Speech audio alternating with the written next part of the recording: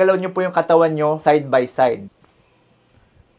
Okay guys, so tuturuan ko po kayo ng simpleng technique para mabawasan ang pananakit ng balikat. Tawagin si Mr., tawagin si Mrs. at sabay-sabay panoorin ang video na to. So baka po yung iba sa inyo nakakaramdam ng pananakit ng balikat. Yung iba di daw nila maiangat. So first, humanap lang po kayo ng sasandalan nyo or kakapitan nyo. Tapos dapat dun sa side na masakit, meron po kayong hawak na medyo mabigat. Pwede na po yung mga gantong alcohol or mga bottled water. Tapos pwesto lang po kayo na ganyan. Tapos igalaw nyo po yung katawan nyo side by side. Ganyan.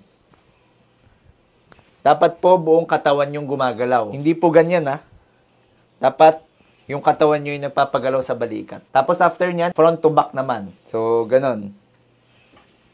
Nagkakaroon po kasi ng pangangapal ng joint spaces natin sa balikat. Kaya pag inaangat, masakit siya. And itong exercise na to nakakatulong po para kahit papano mag-loosen up yung mga makakapal na area. Usually, nangyayari po yan sa mga diabetic o kaya dun sa mga meron talagang may edad na. Pero kung may matagal na po kayong iniinda and hindi talaga nawawala yung sakit, mas maganda magpa-check up lagi sa doktor.